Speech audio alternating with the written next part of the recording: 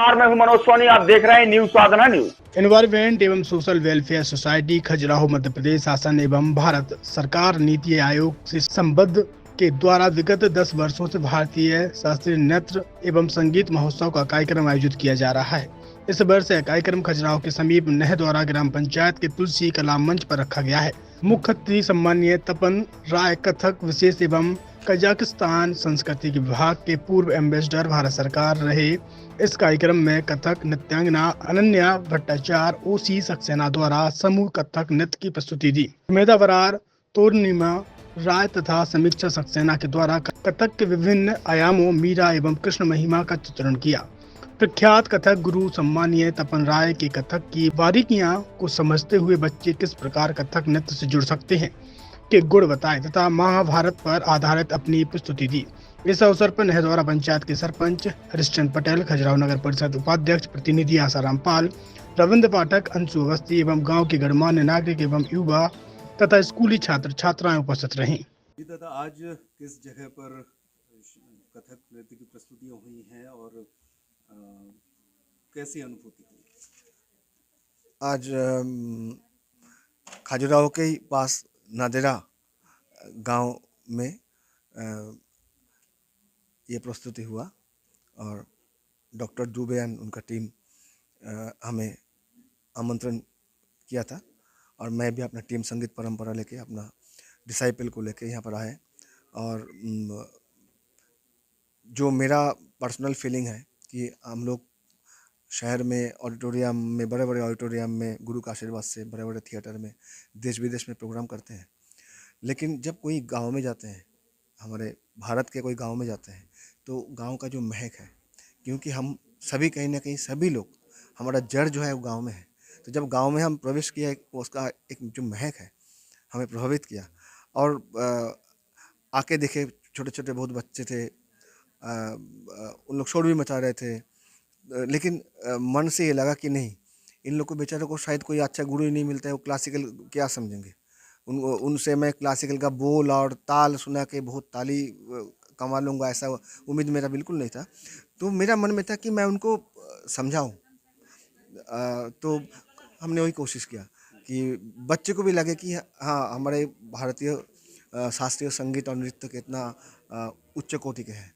तो दादा, एक बात पूछना चाहूँगा कि उत्तर भारत और दक्षिण भारत की अगर हम बात करें, वहाँ के लोग जो अपने कल्चर को प्रमोट करने के उद्देश्य से जिस तरीके से प्रयास करते हैं, और उसके बनिस्बत उत्तर भारत में क्या इन प्रयासों में कुछ कमी आप देखते हैं कि इसको और बढ़ाया जाना चाहिए? उत्तर भारत में भी हो रहा है प्रचार प्रसार। इसमें मेरा पर्सनल फीलिंग यह है कि उत्तर भारत में भी हो रहा है कार्य, लेकिन किसी को छोटा ना करते हुए ये मैं ज़रूर बताना चाहूँगा कि दक्षिण भारत में शास्त्रीय, चाहे कोई भी संगीत नृत्य कला के ऊपर जो उनका रुझान है और जो श्रद्धा भक्ति है, शायद परसेंटेज में थोड़ा सा ज़्यादा है, ऐसा मुझे लगता है। लेकिन मैं किसी को छोटा नहीं करना चाह रहा हूँ, यहाँ पर भी अच्छा काम हो रहा है। छतरपुर के एमके कार डेकोरेशन ने छतरपुर जिले के लोगों को एक नई सौगात दी है। अब आपको अपनी कार में सीएनजी लगवाने के लिए कहीं भटकने की जरूरत नहीं है, न दिल्ली, न इंदौर, न झांसी। अब यह सारी किटें आपको छतरपुर में ही मिलेगी, वो भी कम दामों पर। और होनहार मिस्त्रियों के द्वारा यह किटें छतरपुर के नौगांव रोड पर एमके कार डेकोरेशन के संयुक्त प्रतिष्ठान पर लगाई जाएंगी, वो भी कम दामों पर, ज्यादा माइलेज के साथ। एमके कार सीएनजी फिटमेंट 2 कंपनियों की किटें लगाती है, गैस्टिक इटली और दूसरी मिजो कंपनी की, जिसमें BS4 पर लगभग 50,000 रुपये का खर्च आता है, तो BS6 में लगभग 60,000 रुपये का खर्च आता है, लेकिन आपको दुगने पैसे की बचत भी होती है। तो वहीं 4 घंटे में आपकी गाड़ी में सीएनजी किट कंप्लीट की जाती है। दिल्ली, इंदौर से ट्रेनिंग शुदा मैकेनिक अब आपको ये सारी सुविधाएं छतरपुर में ही उपलब्ध कराएंगे, क्योंकि अब आपको कहीं जाने की ज़रूरत नहीं है। हमारा पता है MK car decoration, MK car CNG fitment, Nowgong road, Chhatarpur. ये सीएनजी जो है ये आपको जो गाड़ियों में लगाई जाती है, तो ये आपका 2 गुना पैसा बचाती है।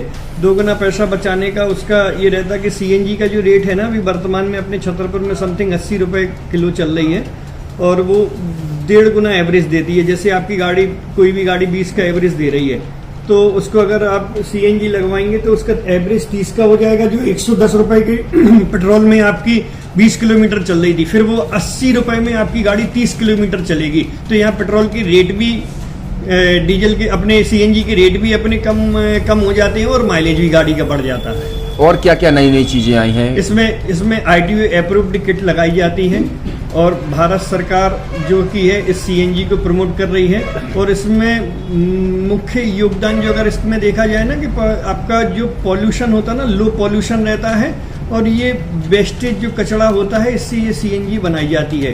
सीएनजी का फुल फॉर्म होता है CNG, कंप्रेस्ड नेचुरल गैस। मतलब ये कंप्रेस करके नेचुरल गैस इसको बनाई जाती है, जिससे कि पॉल्यूशन बहुत कम रहता है डीजल पेट्रोल की अपेक्षा। लगभग कितना खर्चा आता है एक गाड़ी में अगर जैसे सीएनजी लगवाने? इसमें BS4 अगर लगाते हैं तो समथिंग अपना 50,000 के समथिंग का खर्च आता है, और अगर आप BS6 अगर आप लगवाते हैं तो 60,000 रुपए की समथिंग का खर्च आता है।